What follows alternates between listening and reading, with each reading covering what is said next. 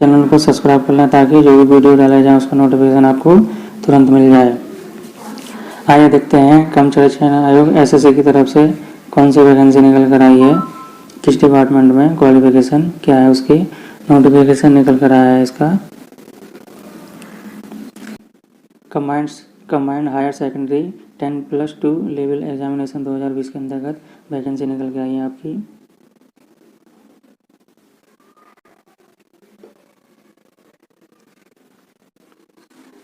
Online application आपका 6/11/2020 से 15/12/2020 तक है। लास्ट डेट आपका 15/12/2020 तक है। आपका कंप्यूटर बेस्ड एग्जामिनेशन टायर 1 होगा 12/4/2021 से 27/4/2021 के बीच में। और आपका date of tier second examination जो कि आपका डिस्क्रिप्टिव पेपर होगा उसके लिए आपको जल्दी ही सूचित करेंगे।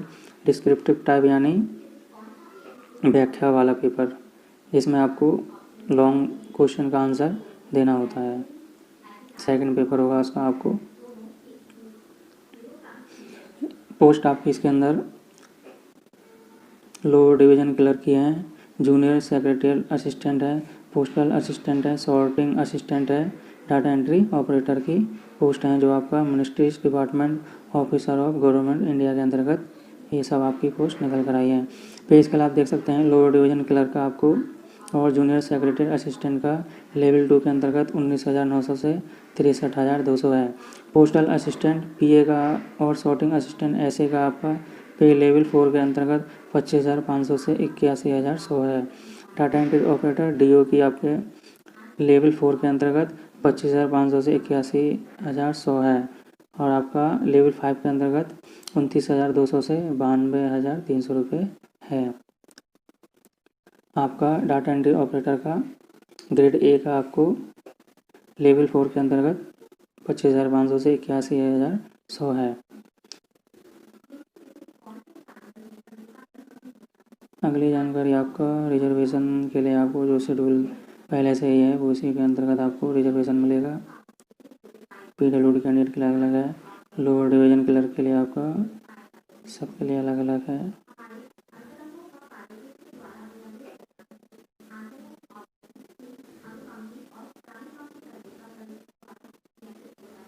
एज लिमिट आपकी 18 से 27 साल है जो कि आपकी 1/1/2021 से गिनती होगी, यानी आपकी एज 1/1/2021 को 18 साल होनी चाहिए।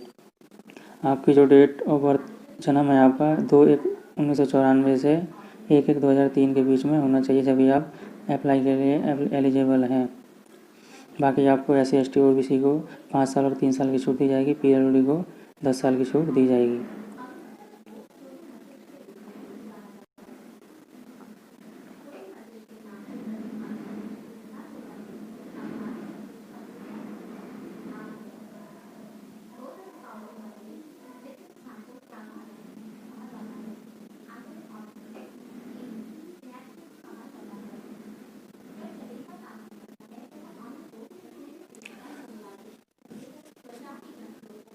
क्वालिफिकेशन आपका सभी पोस्टों के लिए अलग अलग मांगा है। इसमें आपका LDC JSA PA SA DO के लिए आपका 12th मांगा गया है, जो कि आप किसी भी बोर्ड से हों 12th आपका पास होना चाहिए, यानी 10+2। और आपका डाटा एंट्री ऑपरेटर के लिए और आपका office of comptroller and auditor general of India CNAG के लिए आपका 12th होना चाहिए, मगर 12th में भी आपका आप साइंस स्ट्रीम से पास होने चाहिए, जिसमें भी आपका मैथ सब्जेक्ट होना चाहिए। साइंस के साथ आपका मैथ सब्जेक्ट होना चाहिए, यानी PCM ग्रुप से आप पास होने चाहिए, तभी आप इस पोस्ट के लिए अप्लाई कर सकते हैं डाटा एंट्री ऑपरेटर के लिए।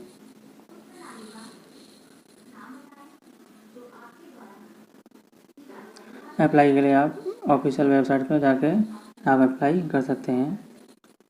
फ़ोटोग्राफ का आपका जो साइज़ होगा JPG फॉर्मेट में होगा, 20 KB से 50 KB के बीच में।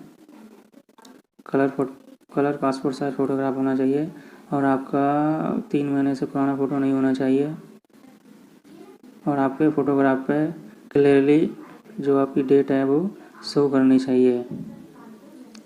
इस तरीके से आप फ़ोटो जो भी लगाएं उस पर आपका डेट शो करनी चाहिए, आपने किस डेट में फ़ोटो को खिंचाया है, ये आपको कंपल्सरी शो करना है।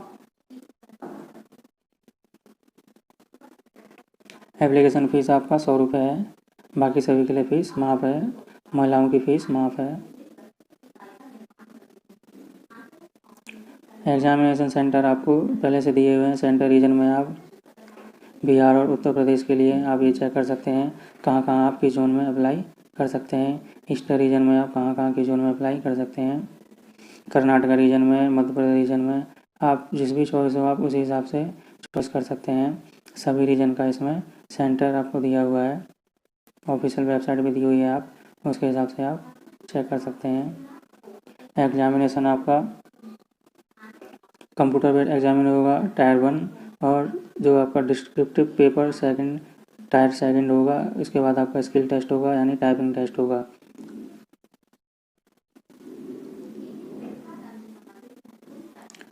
टायर 1 के लिए आपका कंप्यूटर एग्जामिनेशन में फर्स्ट पेपर होगा आपका इंग्लिश लैंग्वेज, जिसमें बेसिक नॉलेज के 25 क्वेश्चन होंगे।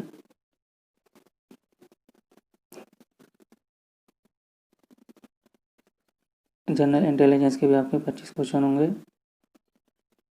जो कि आपके 50 मार्क के होंगे, यानी एक क्वेश्चन 2 नंबर का होगा।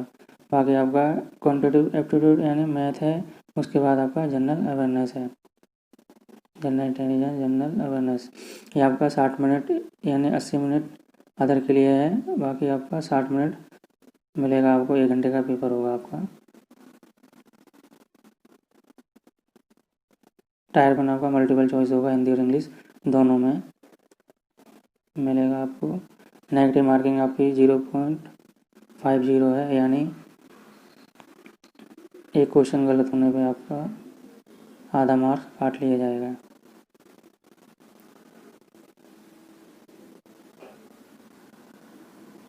इंग्लिश लैंग्वेज में आपका टायर 1 में दिया होगा क्या क्या आपको पेपर में आएगा।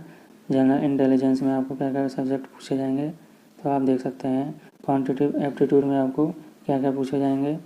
मैथ में mensuration, geometry, algebra, fundamental, number system, trigonometry, statistical charts पूछे जाएंगे।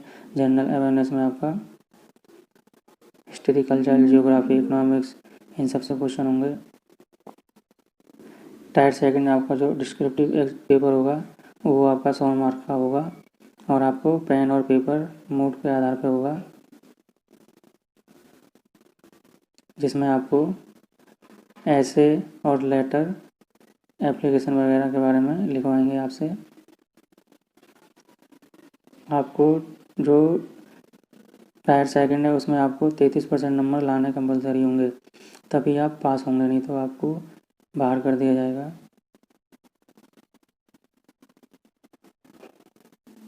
उसके बाद आपका टायर 3 होगा, जिसमें आपका स्किल टेस्ट और टाइपिंग टेस्ट लिया जाएगा। स्किल टेस्ट और डाटा एंट्री ऑपरेटर के लिए आपका स्किल टेस्ट होगा, जिसमें आपको 8000 कीवर्ड टाइप करना है।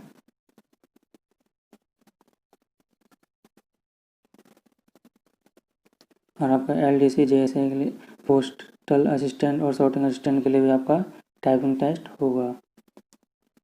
टाइपिंग टेस्ट आपका हिंदी और इंग्लिश दोनों मोड में होगा। आप जिस चॉइस में देंगे आपको उसी में एग्ज़ाम देना होगा। जो आप फॉर्म भरते समय अप्लाई में शो करेंगे आपको, उसी में टाइपिंग टेस्ट देना है आपको। 10 मिनट का टाइपिंग टेस्ट होगा आपका।